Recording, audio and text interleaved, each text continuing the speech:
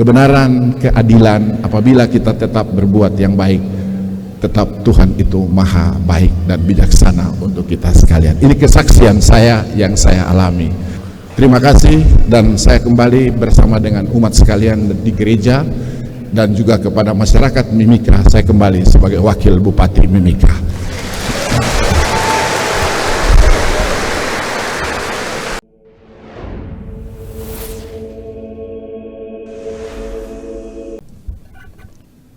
Para pastor yang hadir bersama pada misa sore hari ini, para suster, seluruh biarawan dan biarawati, saya juga melihat ada beberapa pendeta yang hadir di sini.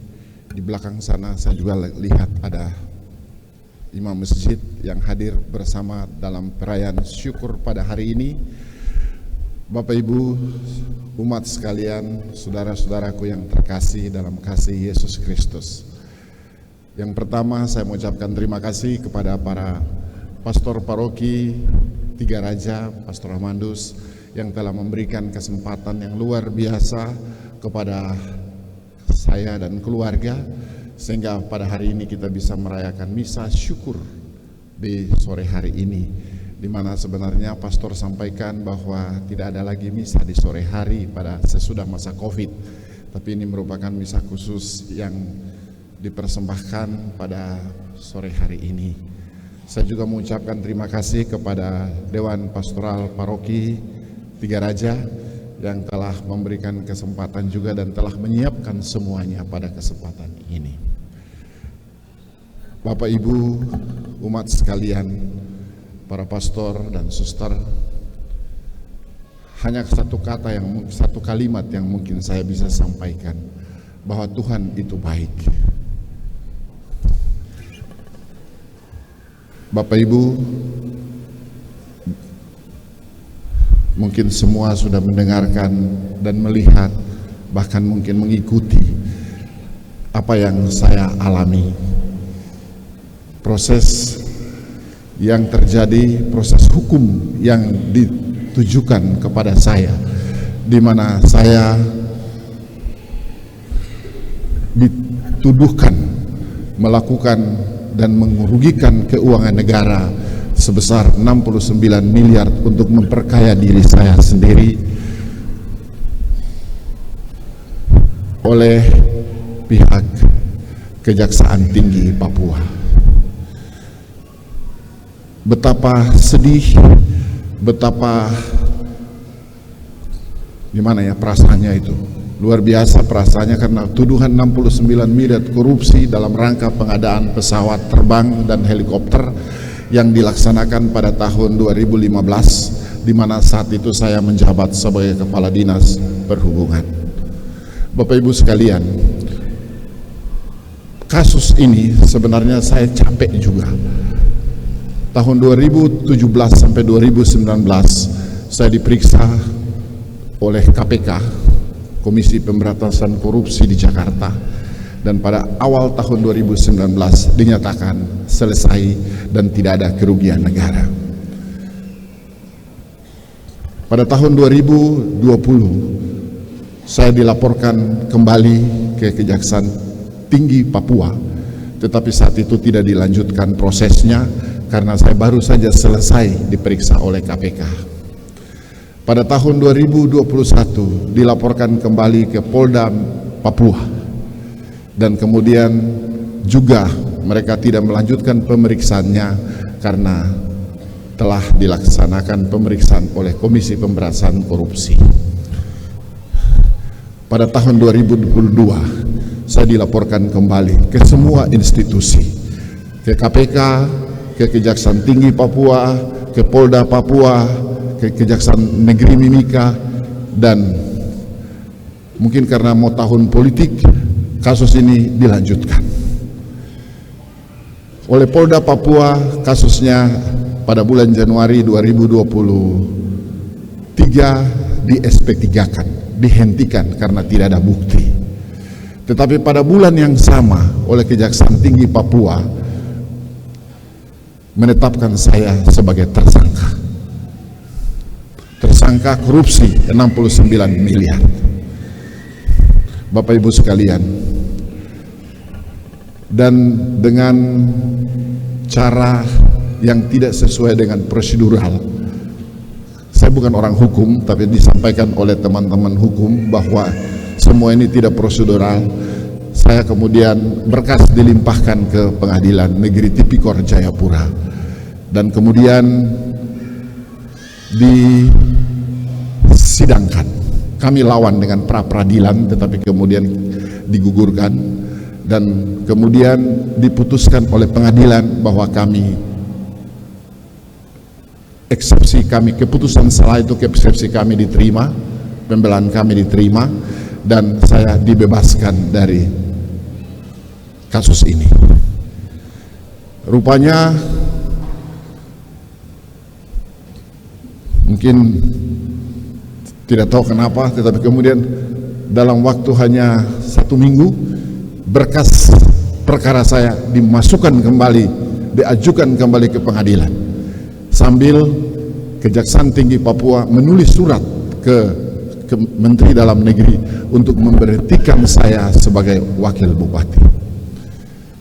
Bapak Ibu sekalian, dan betul sesudah saya disidangkan, saya diberhentikan sementara oleh Menteri Dalam Negeri, dan kemudian saya mengikuti proses persidangan sampai dengan pokok perkara.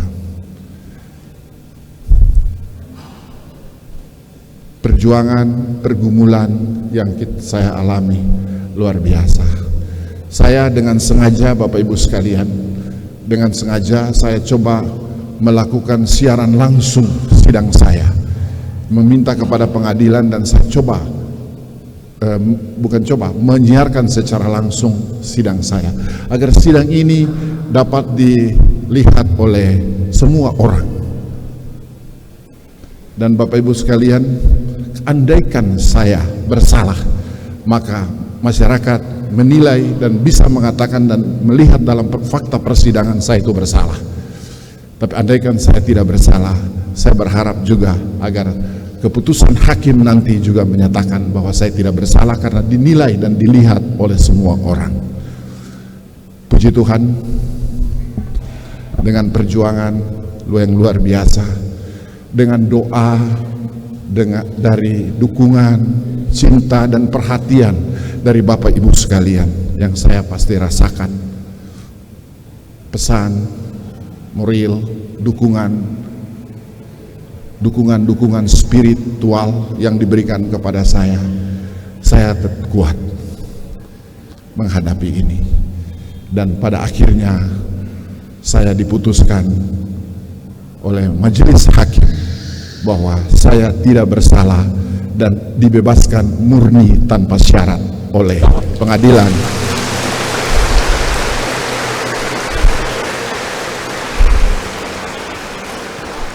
Oleh para hakim yang menyidangkan saya. Rupanya masih ada keadilan. Saya rasa benar bahwa betul-betul yang tadi pastor sampaikan, bahwa betul-betul tersolimi, dikriminalisasi. Betul-betul saya merasakan bahwa dalam dakwaan-dakwaan yang disampaikan kepada saya oleh jaksa penuntut umum betul-betul kasus rekayasa. Apa yang saya tidak pernah buat tetapi dimuat di dalam dakwaan bahwa itu saya buat. Luar biasa memang. Tetapi saya harus hadapi dengan tenang. Dan sampai hari ini saya tetap sehat. Puji Tuhan. Dan hari ini kita bersyukur sekali bahwa saya kembali hadir bersama Bapak Ibu sekalian, secara khusus umat Katolik yang ada di Mimika. Tadi pagi saya coba bicara juga di gereja Santo Stefanus Sempan, karena beban luar biasa yang ada di hati saya sebagai penasehat Dewan Paroki, sebagai orang Katolik, sebagai akolit. Tetapi saya dituduhkan, saya malu sekali sebenarnya, bebannya luar biasa. Dan seperti apa yang pastor tadi sampaikan, andaikan saja saya dihukum dan dinyatakan bersalah, padahal pastor Amando sudah dalam khotbah sudah bela saya mati-matian, ternyata saya melakukan kesalahan, betapa malunya saya, betapa Saya mohon maaf untuk itu semuanya. Saya percaya bahwa Bapak Ibu sekalian sebagai orang Katolik pasti dalam hati Bapak Ibu sekalian juga merasa mungkin apakah saya betul melakukan korupsi itu, ataukah mungkin saya telah memalukan umat Katolik dengan iman Katolik. Saya mohon maaf yang sebesar-besarnya. Tapi Tuhan telah membuktikan melalui hakim pengadilan bahwa saya tidak bersalah. Sehingga saya hari ini mau tampil, saya minta izin tadi sama pastor paroki Senpan. Saya bisa jadi akolit lagi kah tidak ya? Saya malu kan dia. Tapi ternyata pastor bilang, boleh, bisa, selama Bapak mau. Terima kasih pastor, terima kasih untuk umat sekalian yang telah memberikan dukungan untuk itu. Dan saya sampaikan pada Bapak Ibu sekalian, saya korupsi 69 miliar, tapi selama saya tidak ada berada di Timika bukan berarti bahwa saya ditahan. Sama sekali saya tidak ditahan. Saya jalan enak-enak saja, bebas-bebas saja. Terbang Jakarta, tapi makan-makan di restoran, bebas saja. Andaikan saya korupsi benar, pasti mereka tahan. Tapi dong tidak tahan saya. Jadi itu semua atas dukungan doa Bapak Ibu sekalian. Dan selama saya di Jayapura, terima kasih para suster DSY yang hadir di sini. Saya tinggal di Susteran, hampir lagi saya sudah jadi ganti pakai jubah lagi untuk jadi pastor. Karena lama sekali kami tinggal di sana dan tiap hari harus mengikuti aturan suster. Ya, kalau suster berdoa, kita juga berdoalah untuk semuanya. Sekali lagi terima kasih banyak atas cinta, atas kasih sayang, atas perhatian, dukungan dan doa Bapak Ibu sekalian. Saya percaya bahwa hari ini hadir bukan umat Katolik saja, karena ada Pak Pendeta ada duduk depan juga ini, ada juga yang di belakang, ada Pak Ustadz di belakang sana. Terima kasih sudah hadir bersama, karena tentunya memberikan dukungan untuk saya, untuk kami yang hadir. Terima kasih, dan saya kembali bersama dengan umat sekalian di gereja dan juga kepada masyarakat Mimika. Saya kembali sebagai wakil Bupati Mimika.